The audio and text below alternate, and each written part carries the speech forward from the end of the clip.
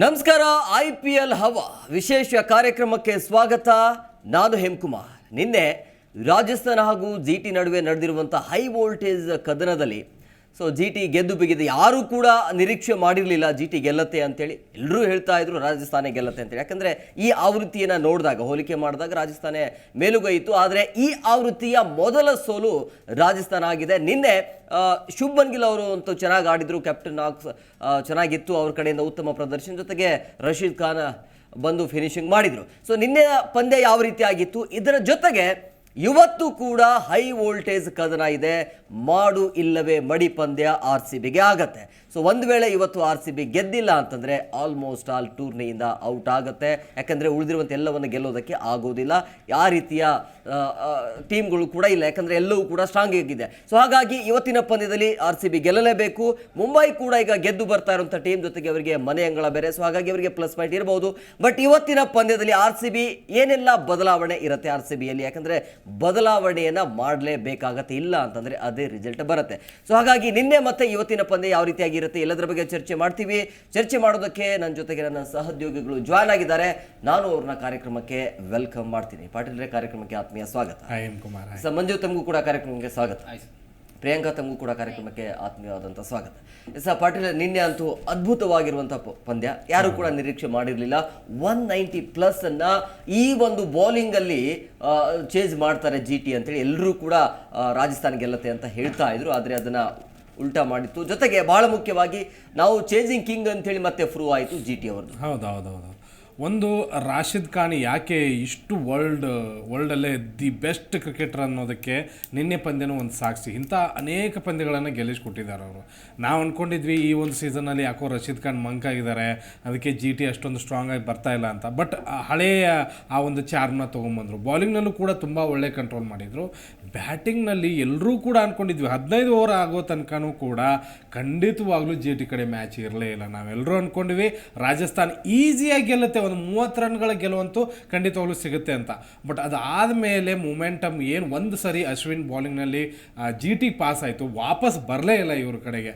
ಎಂಥ ಅದ್ಭುತವಾಗಿ ಸ್ಟ್ರೈಕ್ ರೇಟ್ನ ಮಾಡಿಕೊಂಡ್ರು ಅಂದರೆ 15ನೇ ಓವರಿಂದ ಆ್ಯಕ್ಚುಲಿ ಕ್ಯಾಪ್ಟನ್ದು ತುಂಬ ತಪ್ಪಿದೆ. ನಿನ್ನೆ ಸಂಜು ಸ್ಯಾಮ್ಸನ್ ತುಂಬ ಆಲೋಚನೆಗಳನ್ನು ಮಾಡಿ ಬೇರೆ ಬೌಲರ್ಗಳಿಗೆ ಕೊಟ್ಟಿದ್ದು, ಬೋಲ್ಟ್ ಅವ್ರನ್ನ ನಿರಾಕರಿಸಿದ್ದು, ಪದೇ ಪದೇ ಸ್ಪಿನ್ನರ್ಗಳಿಗೆ ಆಡಿಸಿದ್ದು, ಮತ್ತು ಕೊನೆಗೆ 5 ನಿಮಿಷ ಆ ಒಂದು ಬಾಲಿಂಗ್ ಲೇಟ್ ಮಾಡಿ ಕೊನೆ ಓವರ್ನಲ್ಲಿ ಪೆನಾಲ್ಟಿ ತೊಗೊಂಡಿದ್ದು, ಸಿಕ್ಕಾಪಟ್ಟಿ ಮೈನಸ್ಗಳಿದ್ದಾವೆ. ಆ ಒಂದು ಮೈನಸ್ಗಳಿಂದನೇ ಆ ಒಂದು ನಿನ್ನೆ ತಂಡ ಸೋಯ್ತು. ಬಟ್ ಈ ಸೋಲೋದ್ರ ನಡುವೆ ತ್ರಿವಾಟಿಯ ಮತ್ತು ನಮಗೆ ರಶೀದ್ ಖಾನ್ ಒಂದು ಒಳ್ಳೆ ಕಂಬ್ಯಾಕು. GTಗೆ ಅರ್ಹವಾದ ಗೆಲುವೇ ಕೊನೆ ಓವರ್ನಲ್ಲಿ ಸಿಕ್ತು. 15 ರನ್ ಬೇಕಾದಾಗಲೂ ಕೂಡ ನಾನು ಅಂದ್ಕೊಂಡಿದ್ದೆ ಇದು ಆಗಲ್ಲಪ್ಪ, ಕಷ್ಟ ಆಗುತ್ತೇನೋ ಅಂತ ಅಂದ್ಕೊಂಡಿದ್ದೆ. ಬಟ್ ಇಷ್ಟು ಖರಾಬಾಗಿ ಬೌಲಿಂಗ್ ಹಾಕಿದ್ರು ಅಂದರೆ ರಾಜಸ್ಥಾನ್ ಲೈನ್ ಆ್ಯಂಡ್ ಲೆಂತ್ ಬಿಟ್ಟಿದ್ರು. ಕ್ಯಾಪ್ಟನ್ಸಿ ವರ್ಸ್ಟ್ ಆಗಿತ್ತು, ಫೀಲ್ಡಿಂಗ್ ಸೆಟಪ್ ಚೆನ್ನಾಗಿರಲಿಲ್ಲ. ಯಾವ ಬ್ಯಾಟ್ಸ್ಮನ್ ತಿವಾಟಿ ಆಗಿರ್ಬೋದು, ರಶೀದ್ ಖಾನ್ ಎಲ್ಲಿ ಹೊಡಿತಾ ಇದ್ರು ಅಲ್ಲಿಗೆ ಫೀಲ್ಡರ್ಸ್ಗಳನ್ನ ನಿಲ್ಲಿಸದೇ ಇರೋದು, ಲಾಂಗ್ ಆರ್ನಲ್ಲಿ ಲಾಂಗ್ ಆಫಲ್ಲಿ ಫೀಲ್ಡರ್ಸ್ಗಳ ಕೊರತೆ ಎದ್ದು ಕಾಣಿಸಿದ್ದು. ನನಗನ್ಸಿದ ಮಟ್ಟಿಗೆ ನಿನ್ನೆ ಕ್ಯಾಪ್ಟನ್ಸಿ ತುಂಬ ವರ್ಸ್ಟ್ ಆಗಿತ್ತು.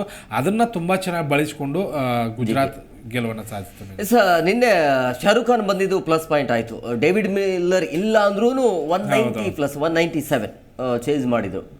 ಸರ್ 100% ನಾವು ಎಕ್ಸ್ಪೆಕ್ಟ್ ಮಾಡಿದ್ವಿ 100% ಶಾರುಖ್ ಖಾನ್ ಇಂಪ್ಯಾಕ್ಟ್ ಪ್ಲೇಯರ್ ಆಗಿಬಿಡ್ತಾರೆ. ಅವರೇನು ಸಿಕ್ಕಿರೋ ಚಾನ್ಸ್ನ ಸದುಪಯೋಗ ಪಡ್ಕೊಳ್ತಾರೆ ಅಂತ ನಾನು 100% ಎಕ್ಸ್ಪೆಕ್ಟ್ ಮಾಡಿದ್ದೆ. ಅದೇ ಥರ ಆಯಿತು. ಏನಾದರೂ ಅಕಸ್ಮಾತ್ ಒಂದು 2 ಓವರ್ ಏನು ಇದ್ದಿದ್ರೆ 100% ಒಂದು 18-19 ಓವರ್ಗೆ ಮುಗಿಸಿರೋರು. ಯಾಕಂದರೆ ಅವ್ರ ಒಂದು ಕೆಪಾಸಿಟಿ, ಅವ್ರ ಒಂದು ಸ್ಟ್ರೈಕ್ ರೇಟಿಗೆ 100% ಅವ್ರು ಬರೋ ಬಾಲೆಲ್ಲ ಹೊರಗೆ, ಫಿಚ್ಚಿಂದ ಹೊರಗೆ. ಅಶ್ವಿನಿಗೆ ಎಂಥ 6 ಹೊಡೆದ್ರು ಸರ್ ಅವರು. ಬಾಲೇ ಒಂದು ರೇಂಜಿಗೆ ಔಟ್ ಆಫ್ ದ ಇದು ಹೋಗ್ಬಿಡ್ತು, ಮಿಡ್ಲಲ್ಲಿ ಬಿದ್ದು ಸರಿಯಾಗಿ 6 ಹೊಡೆದ್ರು. ಅದೊಂದು ಇನ್ನೊಂದು ಏನು ಅಂತಂದರೆ, ಈ ಪರಾಗ್ ಆಟ ಮತ್ತು ಸ್ಯಾಮ್ಸನ್ ಆಟ ವ್ಯರ್ಥ ಆಯಿತು ನಿನ್ನೆ. ಯಾಕೆ ಅಂತಂದರೆ ಅವ್ರು ಆಡಿದ್ರು ಪದೇ ಪದೇ ಬೌಲರ್ ಹತ್ರ ಹೋಗಿ ಡಿಪೆಂಡ್ ಮಾಡೋ ಟೈಮಲ್ಲಿ ಏನೋ ಬೌಲರಿಗೇನು ಗೊತ್ತೇ ಇಲ್ಲೇನೋ ಬೌಲರ್ ಬೌಲಿಂಗ್ ಮಾಡೋದು, ಆ ಥರ ಹೋಗಿ ಇಂಟ್ ಕೊಡೋದು, ಮಾತಾಡೋದು, ನೀನು ಹಂಗೆ ಮಾಡಬೇಡ ಹಿಂಗೆ ಮಾಡು. ಬೌಲರಿಗೆ ಗೊತ್ತಿರುತ್ತೆ, ಯಾಕಂದರೆ 3 ವಿಕೆಟ್ ತೊಗೊಂಡಿರ್ತಾನೆ ಆತ.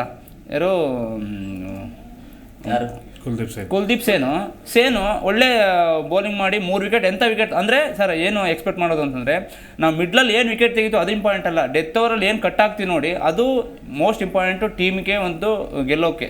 ಆ ಗೆಲ್ಲೋ ತಂಡನ ಡೆತ್ತಲ್ಲಿ ಬಿಟ್ಟರು, ಮಿಡ್ಲಲ್ಲಿ ಕಟ್ ಹಾಕಿದ್ರು. ಸೊ ಡೆತ್ತಲ್ಲಿ ಸ್ಟ್ರಾಂಗ್ ಇದೆ ಅಂತ ಗೊತ್ತಿಲ್ಲ GT RRಗೆ. ಅಲ್ಲ, ಆರಂಭದಲ್ಲಿ ಕುಲ್ದೀಪ್ ಸೇನೆ 3 ವಿಕೆಟ್ ತಗೊಂಡಿದ್ದು. ಹೌದು ಸರ್. ಇನ್ನೊಂದೇನು ಅಂತಂದ್ರೆ ಕೊನೆಯಲ್ಲಿ ಏನು ಗೊತ್ತಾ, ನೀವು ಬೋಲ್ಟ್ನಂತ ಬೌಲರ್ನ ಇಟ್ಕೊಂಡು ಇವ್ರಿಗೆ ಕೊಟ್ಟಿದ್ದು ಮೇನ್ ತಪ್ಪೆ. ನೀವು ಸೇನ್ ತುಂಬ ಚೆನ್ನಾಗಿ ಬೌಲಿಂಗ್ ಹಾಕಿದ್ದಾರೆ, ಬಟ್ ಡೆತ್ ಓವರ್ ಅಲ್ಲಿ ತುಂಬ ಎಕ್ಸ್ಪೀರಿಯನ್ಸ್ ಬೌಲರ್ನ ನೀವು ಕೂರಿಸಿದ್ದು ದೊಡ್ಡ ತಪ್ಪು. ಮತ್ತು ಇನ್ನೊಂದೇನು ಗೊತ್ತಾ, ನಿಮಗೆ ಯಾಕೆ ಅಲ್ಲಿ ಅಶ್ವಿನಿಗೆ ಬಾಲ್ ಕೊಡಬೇಕಾಗಿತ್ತು ಅನ್ನೋದು ನಂದು. 15 ಓವರ್ ಆದಮೇಲೆ ಬೌಲರ್ಗಳು ಏನು ಸ್ಪಿನ್ ಬೌಲರ್ಗಳಿಗೆ ಅಟ್ಯಾಕ್ ಮಾಡ್ತಾರಂತ ಎಲ್ರಿಗೂ ಗೊತ್ತಿದೆ. ಕ್ಯಾರಮ್ ಬಾಲ್ ಹಾಕ್ತಾ ಇದ್ದಾರೆ, ಎಲ್ಲವೂ ಕೂಡ ಲೆಗ್ ಸೈಡ್ ಬಾಲ್ ಆಗ್ತಾ ಇದ್ರು, ಅದನ್ನು ತುಂಬ ಚೆನ್ನಾಗಿ ಅಡ್ವಾಂಟೇಜ್ ತೊಗೊಂಡ್ರು. ನನಗೆ ಅನಿಸಿದ ಮಟ್ಟಿಗೆ ವರ್ಸ್ಟ್ ಕ್ಯಾಪ್ಟನ್ಸಿ ಈ 4 ಪಂದ್ಯಗಳಿಗೆ ಏನು ಆರಂಭದಿಂದ ಗೆದ್ರಲ್ಲ, ದ ಬೆಸ್ಟ್ ಕ್ಯಾಪ್ಟನ್ಸಿ ಅಂತಲೂ ಕೊಡೋಣ. ಬಟ್ ತಪ್ಪು ಮಾಡಿದಾಗ ತಪ್ಪೇ. ಕೊನೆಯ 5 ಓವರ್ನಲ್ಲಿ ಕ್ಯಾಪ್ಟನ್ ಮಾಡಿದಂತಹ ತಪ್ಪಿಂದನೇ ನಿನ್ನೆ ರಾಜಸ್ಥಾನ್ ಸೋತು. ರಾಜಸ್ಥಾನ ಇಲ್ಲಿಂದನೇ ಹೇಳ್ಬೋದು, ಯಾಕಂದ್ರೆ ಆರಂಭದಲ್ಲಿ ಚೆನ್ನಾಗಿರುತ್ತೆ, ಇನ್ಮೇಲೆ ಎಲ್ಲ ಉಲ್ಟಾನೇ ಅಂದ್ರೆ ಹೋಗ್ತಾ 2016ರಲ್ಲಿ ನಾವು ನೋಡೋದಾದ್ರೆ ಅವರು ಚೆನ್ನಾಗೇ ಆಡ್ಕೊಂಬಂದ್ರು. ಸೊ ಹಂಗಾಗಿ ಅವರು ಒಂದು ಸೀಸನಲ್ಲಿ ಬ್ಯಾಕ್ ಟು ಬ್ಯಾಕ್ ಮ್ಯಾಚ್ ಗೆಲ್ತಾ ಹೋಗ್ತಾರೆ ಸರ್. ಮತ್ತು ನೆಕ್ಸ್ಟು ಲೀಗಲ್ಲೇ ಇರೋಲ್ಲ ಅವರು. ಆ ರೇಂಜಿಗೆ ಕಳಪೆ ಪ್ರದರ್ಶನ ಜಾಸ್ತಿ ಸ್ಟಾರ್ಟ್ ಆಗ್ಬಿಡುತ್ತೆ ನೋಡಿ. ನಮ್ಮ RCB ಪರವಾಗಿ ಬಟ್ಲರ್ ಒಂದು ಒಳ್ಳೆ ಕಾಂಟ್ರಿಬ್ಯೂಟ್ ಕೊಟ್ಟರು, ಒಳ್ಳೆ 100. RCB ಯಾರು ಬೇಕಾದ್ರೂ ನೆರವಾಗತ್ತೆ. ಅದ್ರ ಆಮೇಲೆ ಬರೋಣ RCB ಬಗ್ಗೆ ಮಾತನಾಡಕ್ಕೆ. ಅಂದ್ರೆ ಪ್ರಿಯಾಂಕ, ನಿನ್ನೆ ಶುಭ್ಮನ್ ಗಿಲ್ ಕ್ಯಾಪ್ಟನ್ ಹಾಕ್ಸಿತ್ತು ನಿನ್ನೆ, ಅದ್ಭುತವಾಗಿ ಅವ್ರ ಕಡೆಯಿಂದ ಬ್ಯಾಟಿಂಗ್ ಪ್ರದರ್ಶನ ಇತ್ತು. ಸೊ ಅವ್ರು ಅಲ್ಲಿ ತನಕ ತಗೊಂಡು ಬಂದ್ರು, ಯಾಕಂದ್ರೆ ಅವ್ರಿಗೆ ಯಾರು ಕೂಡ ಸಾಥ್ ಕೊಟ್ಟಿರ್ಲಿಲ್ಲ. ಸೊ ಅವರು ಒಂದ್ ಕಡೆ ನಿಂತು ಕೊನೆ ತನಕ ತಗೊಂಡು ಬಂದ್ರು. ತದನಂತರ ತೇವಾಟಿಯಾ ಬಂದ್ರು, ಶಾರುಖ್ ಖಾನ್ ಅವರಿಗೆ ಈಜಿ ಆಯಿತು ಅಲ್ಲಿ.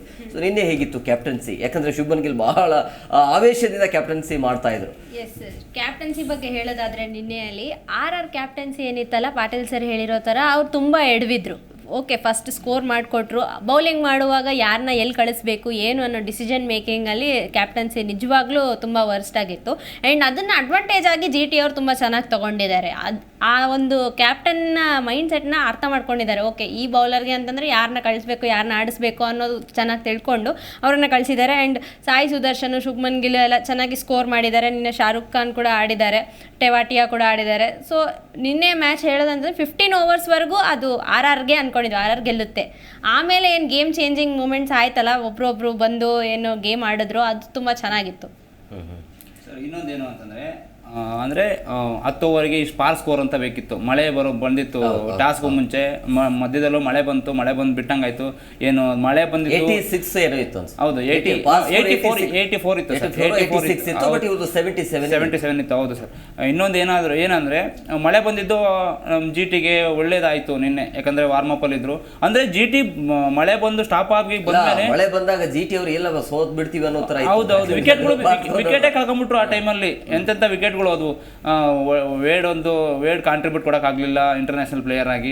ಸೊ ಅದು ಬಿಟ್ಟರೆ ನಮ್ಮ ಇಂಡಿಯನ್ ನಿನ್ನೆ ಚೇಂಜಸ್ ನೋಡ್ತಾ ಇದ್ರೆ ವೇಡ್ ಬಂದಿದ್ದು, ಆಮೇಲೆ ನಮ್ಮ ಕರ್ನಾಟಕದ ಹುಡುಗ ಬಂದಿದ್ದು, ಶಾರುಖ್ ಖಾನ್ ವಾಪಸ್ ತಗೊಂಡು ಬಂದಿದ್ದು, ಈಗ ಒಂಥರ ಬ್ಯಾಲೆನ್ಸ್ಡ್ ಅಂತ ಅನ್ಸುತ್ತೆ. ಬ್ಯಾಲೆನ್ಸ್ ಅನಿಸ್ತು ನೋಡಿ. ಒಂದೇ ಒಂದು ಮ್ಯಾಚನ್ನು ಸೋತಿದ್ರು ಕಳೆದ ಪಂದ್ಯದಲ್ಲಿ GT. ಅದರಿಂದ ಎಷ್ಟು ಕಲಿತ್ಕೊಂಡ್ರು, ಓಕೆ ಎಲ್ಲಿ ಮೈನಸ್ಗಳಿದೆ ಅಂತ ಗೊತ್ತಾಯ್ತು ನೋಡಿ. ಮ್ಯಾಥ್ಯೂ ವೇಡ್ನ ಕಂಬ್ಯಾಕ್ ಮಾಡ್ಕೊಂಡ್ರು, ಅಭಿನವ್ ಮನೋಹರ್ನ ತೊಗೊಂಡ್ಬಂದ್ರು, ಆಮೇಲೆ ರಶೀದ್ ಖಾನ್ನ ಎಲ್ಲಿ ಆಡಿಸ್ಬೇಕು ಅಲ್ಲಿ ತುಂಬ ಚೆನ್ನಾಗಿ ಆಡಿಸ್ಕೊಂಡ್ರು. ನಿನ್ನೆ ಪರ್ಫೆಕ್ಟ್ ಪ್ಲಾನಿಂಗಿಂದ ಅವ್ರು ಬಂದಿದ್ರು, ಅದನ್ನು ಎಕ್ಸಿಕ್ಯೂಟ್ ಕೂಡ ಅಷ್ಟೇ ಚೆನ್ನಾಗಿ ಮಾಡಿದರು. 196 ಆದ ತಕ್ಷಣ ನಾವೆಲ್ಲ ಅಂದ್ಕೊಂಡಿದ್ವಿ ತುಂಬ ಕಷ್ಟ ಆಗುತ್ತೇನೋ, ಬಟ್ ಎಲ್ರಿಗೂ ಗೊತ್ತಿತ್ತು ಡ್ಯೂ ಫ್ಯಾಕ್ಟರ್ ಇದೆ ಅಂತ ಹೇಳಿ. ಅದರಲ್ಲೂ ಕೂಡ ಒಂದು ಸ್ವಲ್ಪ ಜಿನಿ ಮಳೆ ಕೂಡ ಬಂದಿದ್ದು ಅವ್ರಿಗೆ ತುಂಬ ಅಡ್ವಾಂಟೇಜ್ ಆಯಿತು. ಬಾಲ್ ಸ್ವಿಂಗ್ ಆಗೋದಕ್ಕೆ ಸಾಧ್ಯನೇ ಆಗಲಿಲ್ಲ. ಅದರಲ್ಲೂ ಕೊನೆಯ 5 ಓವರ್ಗಳು ಮಾತ್ರ ಮನಮೋಹಕ ಅನ್ಬೇಕು. ಈಗ ನೋಡಿ, ಇನ್ಮೇಲೆ ಇದ್ದಂಥ ಮೂಮೆಂಟಮ್ ಚೇಂಜ್ ಆಗುತ್ತೆ. ಇನ್ನು ಸ್ಟ್ರಾಂಗ್ ಟೀಮು ಇವರೇ ಆಡ್ತಾರೆ ಅಂತ ಹೇಳೋಕ್ಕಾಗಲ್ಲ. ಇಷ್ಟು ದಿವಸ ನಾವು ಪ್ರಮುಖ ಆಟಗಾರರ ಕಡೆಗೆ ತುಂಬ ಗಮನ ಕೊಡ್ತಾ ಇದ್ವಿ, ಬಟ್ ಇನ್ಮೇಲೆ ಅದು ಚೇಂಜ್ ಆಗ್ತಾ ಹೋಗುತ್ತೆ. ಒಬ್ಬ ಏನಾದರೂ ಆಟವನ್ನು ಗೆಲ್ಲಿಸುವಂಥ ಸಾಧ್ಯತೆ ಇದ್ದರೆ ಇಡೀ ಮ್ಯಾಚ್ ಟರ್ನ್ ಆಗುತ್ತೆ. ನಿನ್ನೆ ರಶೀದ್ ಖಾನ್ ತಿವಾಟಿಯ ಆಡೋಕ್ಕಿಂತ ಮುಂಚೆ ಯಾರೂ ಕೂಡ ಅಂದ್ಕೊಂಡಿರಲಿಲ್ಲ GT ಗೆಲ್ಲುತ್ತೆ ಅಂತ, ಬಟ್ ಇಬ್ಬರೇ ಆಟವನ್ನು ಗೆಲ್ಲಿಸೋ ಥರ ಇತ್ತು ನಿನ್ನೆ.